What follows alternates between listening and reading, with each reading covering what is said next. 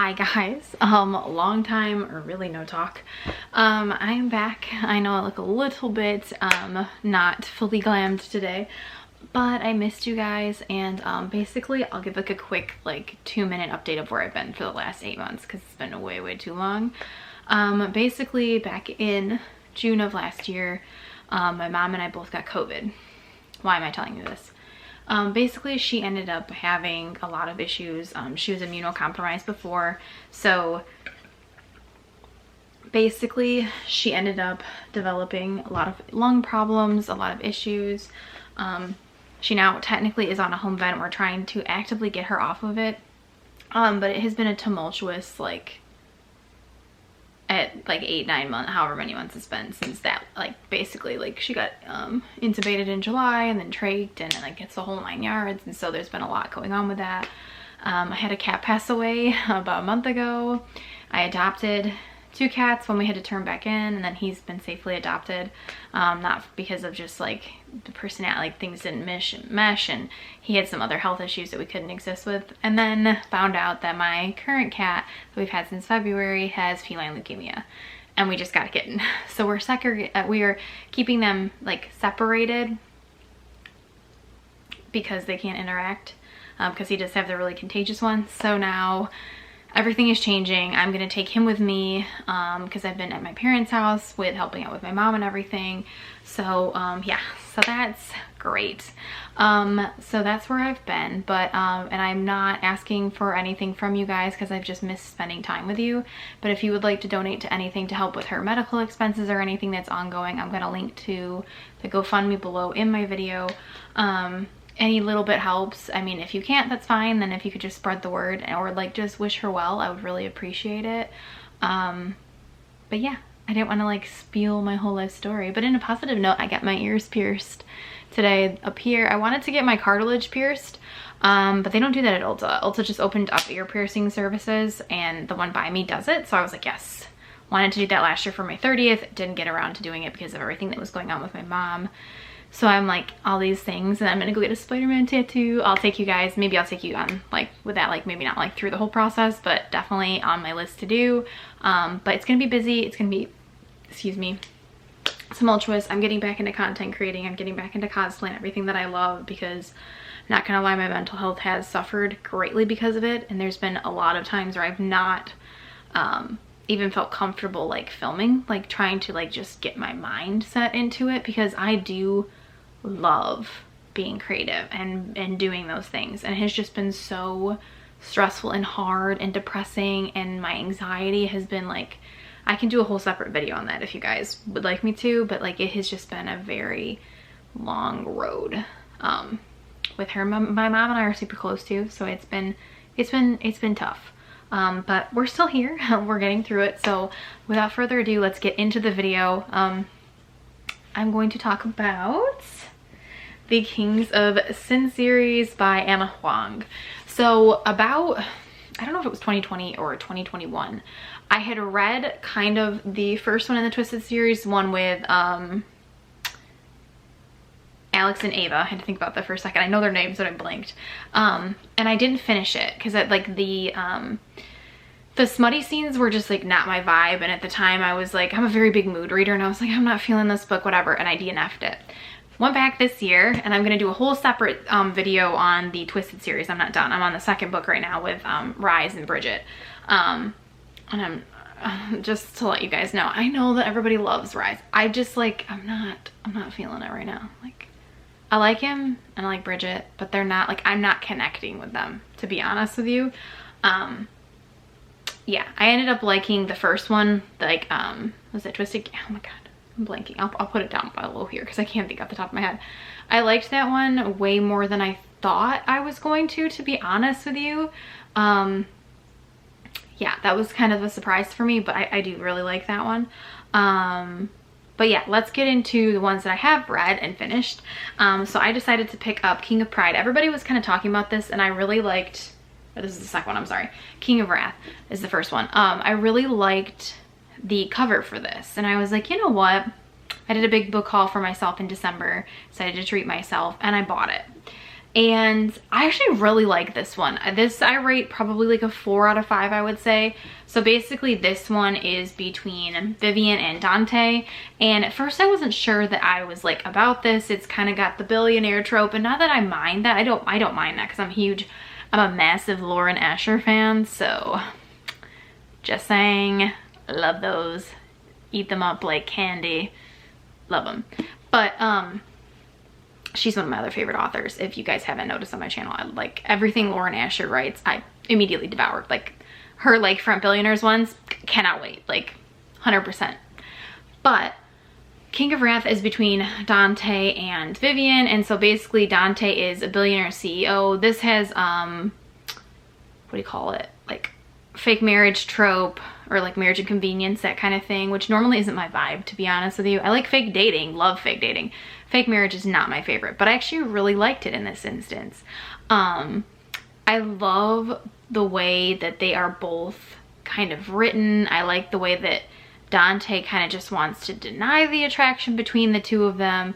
I love the fact that it's kind of like seeing Vivian's whole personality shift throughout, like where she is at the beginning, where she's timid and she kind of doesn't, she's not really timid, but she doesn't really stand up for herself in certain situations. And she kind of like, she has a really good thriving business and she's great at it, and she, like, her family has money, but behind all of that you see like kind of the insecurities and kind of all the weight and everything that goes, you know, with her and all of that. I also really think she's really like super sweet. I love her as a character. I think she's great. Dante, I liked the dynamics between the two of them. I thought that they just, they molded well together. I'm not gonna say I got like massive butterflies or anything from this book, but it is a very well written romance book. Somebody said that it gave them like Wattpad vibes, and I kind of agree, but I also love Wattpad type stuff, so for me it's like great, like love that, whatever. But so I'm okay with it. But yeah, if you like that kind of thing, so like billionaire, marriage of convenience, that kind of thing, this is definitely up your street. You can tell I've been watching a lot of Zosug there, up your street. But yeah, I liked this book a lot. I would give it like probably a 4 out of 5 is probably what I would rate this one. Now, the third one is not out. It comes out fall of this year, which I'm kind of like annoyed because, well, that one is going to be Second Chance Romance, which I'm okay with, but I kind of really wanted to get to somebody else in the series, and I'm like, oh, okay, all right, whatever. But this one is between Kai and Isabella, and basically Kai is also rich. He's a CEO as well. Basically, they're all billionaires in this one, and this one is okay. This one would probably be like a 3 for me. I didn't love this. I didn't obsess over the characters. At points I was like kind of dragging my feet through this. I was watching one of Steph's videos and she was saying that it's a little bit insta-lovey, and I would agree with her on that. It is a little bit like the chemistry's there. There's no real like hype, no build up. There's like kind of like a thing where they can't be together because she works at this club and it's very exclusive and you're not supposed to date, members are not supposed to date staff basically. And she's a bartender and she's a writer. I liked the writing perspective of it because I want to go into writing myself as well. I have a really good idea for a book that I will maybe eventually talk about sometime on this channel, but not right now. And the two of them together, like the chemistry for me was just kind of, it was okay. I wasn't like over the top. I was really relieved when it was done, to be honest with you. But yeah, I didn't love this one. Basically. The next one, like I said, comes out in the fall, and that one's like a Second Chance Romance. That one's like, they're already married. Let me see if it's I think it's in the back here where it says, it's not in here. King of Greed, but it doesn't have the date. Per se. So, and then when I was talking about the Twisted series, so Twisted Love was the first one with Ava and Alex, and then I don't have to really talk about those. You guys have probably already read them. I know I'm like way behind the 8 ball on those, but I'm on Twisted Games right now, and I plan on reading the other 2 in the series. I just have not done so yet. But that'll be the end of this video, because I just wanted to talk about this series here, and then I'm going to do an entirely different one on the Twisted series. But yeah, I'll sneak a little bit in here of like the upcoming ones with like what's on my like immediate TBR. I might take a break from the Twisted series, to be honest. After I finish with Rise and Bridget, we'll see how I feel. It just depends. But I picked up these two. I picked up The Comeback by Lily Chu. So, funny story. Back when I had like one of those funky moods and I was taking a break from visiting my mom at the hospital, I went into Target and I picked up what is called The Stand-In by Lily Chu. And I didn't think anything of it. I read the back. I thought it was good. Guys, that book literally is like in my top like books of all time. So I won't get into it because I'll make a whole separate video on it because I love it that much. But it is so good. Lily Chu, like the characters in that were so awesome, and I loved it so much that she said she was having another book come out, and that is where The Comeback comes in, and I cannot wait to read this. I just really like the way she wrote it. I really related to the character in The Stand-In because she's going through a lot of medical issues with her mother. Her mother has dementia, and so there was a lot of things in it that I could personally relate to. Obviously my mom doesn't have dementia, but she has other issues, and so the medical side of it was something that I could really relate to, and it was done in like a very tasteful way. I will say sometimes I find that a lot of times I have a hard time reading books with like the healthcare aspect in them, only because they glamorize a lot of it, and it's not meant to be. It's kind of like, since my mom's had cancer off and on since I've been growing up, I don't really relate to the people that are like, oh, the characters like all die in this, or it's just not my thing. It's not for me. I read to escape and to be happy, not to escape and be miserable. But that's, you know, personal preference. It's okay, whatever. But yeah, I would really recommend The Stand-In. I'll do a whole video on that. I'll probably film that like right after this, but to talk about it. But I would definitely pick up anything by Lily Chu. She is easily like one of those authors that like immediately whatever she writes, I'm gonna buy. I don't even have to add it to cart. It doesn't matter. We can eat ramen that week. It's totally fine. And then I also picked up The True Love Experiment by Christina Lauren. So Christina Lauren was one of those authors that I was like, I don't know, everybody always talks about her, and I feel like maybe she's one of those ones that are like overhyped kind of thing. I was so wrong. I was so wrong, guys. She's done a couple that I like. I can't think of. The Soulmate Equation. I was looking, sorry, on my little book card over here. The Soulmate Equation is one that I really love from her. It's so good.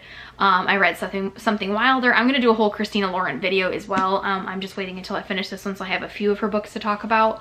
But I really like her works. The only one I couldn't get into, which I know is everybody's favorite, is Love in Other Words. But again, that was within the healthcare kind of field, and I started reading the first few chapters and I was like, nope, not for me, can't do it, just for triggering purposes. But yeah, that's kind of what's on the agenda from there. I could do a whole nother video on everything that I have been reading, because it's been a lot. You know, I've been narrowing down my TBR. Unfortunately, hospitals and waiting rooms and things like that are, you know, you spend a lot of time there, so you have a lot of things like that. So, but I am going to hop off of here for now. But that is the Twisted series. Oh my god, Alex. The Kings of Sin series by Ana Huang. I hope you guys liked this video. I missed you. I will be back, I promise. I'm going to try to do uploads at least once, twice per week.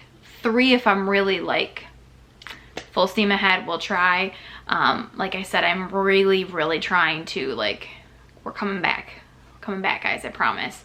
And I have read a lot, so I can recommend a lot. So, but without further ado, this is the end of the video. I hope you guys have a wonderful day, morning, evening, nighttime, whatever, 3 a.m., whatever you're doing. I hope that you have a good one. I hope that everything continues to look up for you, and I hope that you guys like this, and I hope that, yeah, you kind of come along and read with me.